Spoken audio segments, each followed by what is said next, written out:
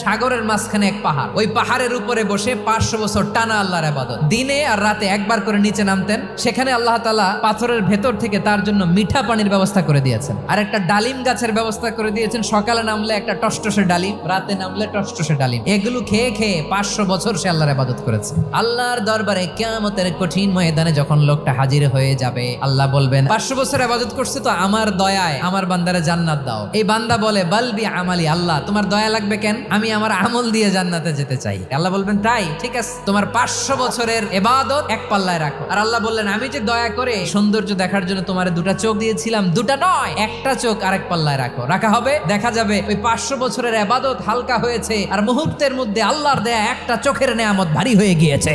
ফলাফল দেখো, হিসাব বলে তুমি এখন জাহান্নামে যাবা, যাও এবার জাহান্নামে যাও। এবার লোকটা কাচুমাচু করে বলে আল্লাহ এবার আমি বুঝতে পেরেছি তোমার দয়া ছাড়া দুনিয়ায় কেউ জান্নাতে যেতে পারবে না।